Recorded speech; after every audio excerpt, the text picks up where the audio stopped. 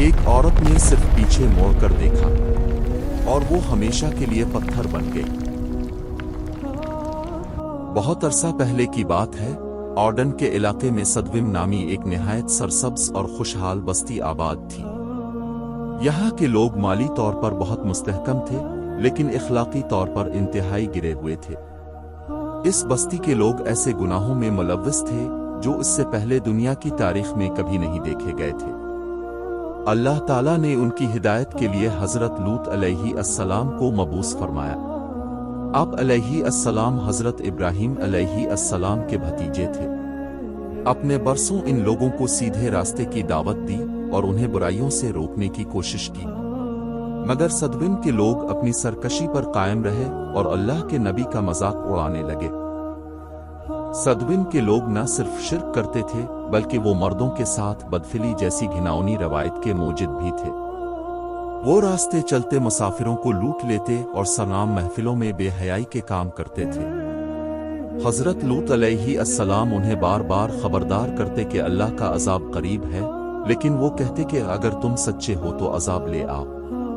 उनकी बेहिस्सी इस हद तक बढ़ चुकी थी कि वो पाक दामन लोगों को अपनी बस्ती से निकालना चाहते थे। बस्ती का माहौल इतना जहरीला हो चुका था कि वहां नेकी की बात करना जुर्म समझा जाता था। हजरत लूत अलैहिस्सलाम तन्हा उनके सामने हक की आवाज बुलंद करते रहे। हजरत लूत अलैहिस्सलाम के घर में उनकी बीवी भी रहती थी, जिसका नाम रिवायती कुतुब में अवाला जिक्र किया गया है। वो बज़ाहिर हजरत लूत अलैहिस्सलाम के निकाह में थी, लेकिन इसका दिल बस्ती के गुनाहगारों के साथ था। वो एक मुनाफिकाना जिंदगी गुजार रही थी और अपने शौहर के मिशन में उनका साथ देने के बजाय इनकी मुखबरी करती थी। जब भी हजरत लूत अलैहिस्सलाम के पास कोई मेहमान आता, वो बस्ती वालों को इशारों से बता देती। वो अल्लाह के नबी के घर में रहकर भी ईमान की दौलत से महरूम रही। इसकी हमदर्दियां उन बदकार लोगों के साथ थीं जो अल्लाह के बागी थे।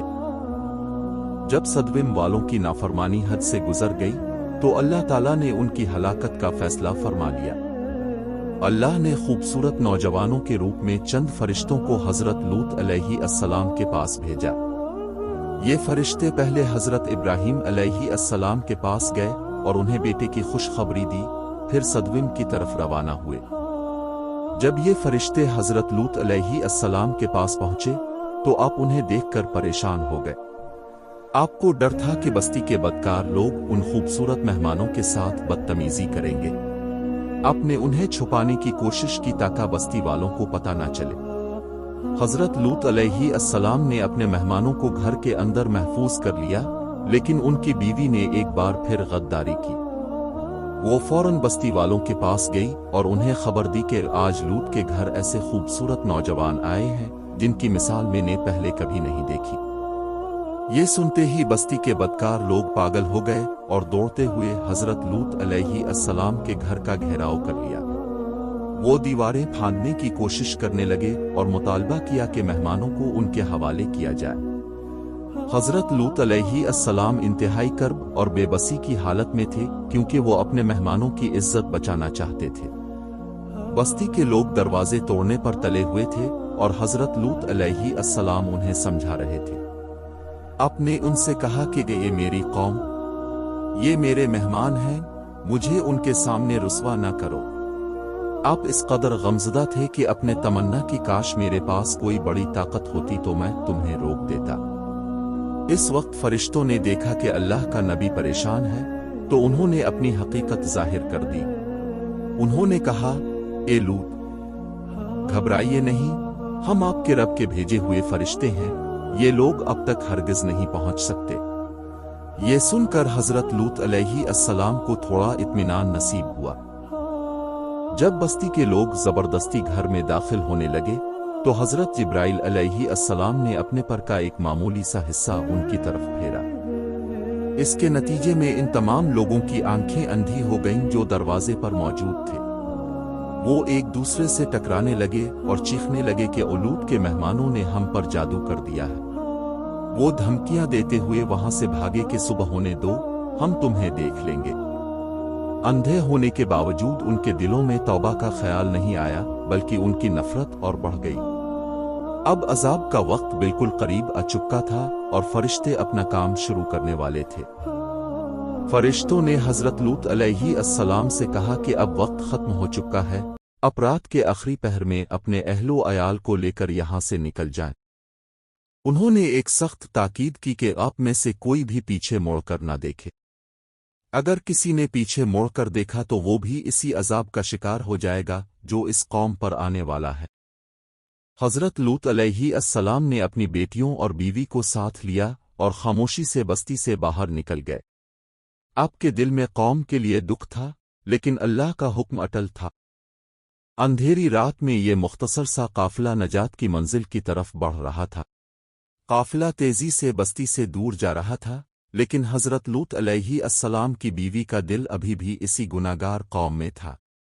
وہ جسمانی طور پر تو اپنے شوہر کے ساتھ تھی، لیکن ذہنی طور پر وہ ان لوگوں کے بارے میں سوچ رہی تھی جن کے ساتھ وہ وقت گزارتی تھی۔ وہ فرشتوں کی تنبیہ کو معمولی سمجھ رہی تھی اور اس کے قدم بوجھل تھے۔ اسے بار بار یہ تجسس ہو رہا تھا کہ بستی میں کیا ہو رہا ہے۔ وہ منافق تھی، اس لیے اسے اللہ کے عذاب کا وہ ڈر نہیں تھا جو ایک مومن کے دل میں ہوتا ہے۔ اسے اپنی قوم کی رنگینیاں اور گناہ عزیز تھے۔ جیسے ہی صبح کا سورج طلوع ہونے لگا، اللہ کا عذاب صدوم کی بستی پر ٹوٹ پڑا، زمین و آسمان لرز اٹھے۔ ایک ایسی ہولناک اور زوردار چیخ بلند ہوئی جس نے لوگوں کے جگر پاش پاش کر دیے۔ آسمان سے آگ اور گندھک کے پتھروں کی بارش شروع ہو گئی۔ ہر طرف چیخ و پکار مچ گئی، لیکن توبہ کا دروازہ بند ہو چکا تھا۔ وہ بستی جو اپنی عیاشیوں کے لیے مشہور تھی، اب جہنم کا نمونہ بن چکی تھی۔ پتھروں پر ان لوگوں کے نام لکھے ہوئے تھے جن کو وہ لگنے تھے۔ کوئی بھی جگہ چھپنے کے لیے محفوظ نہیں تھی کیونکہ عذاب الاؤ ہر طرف سے گھیر چکا تھا۔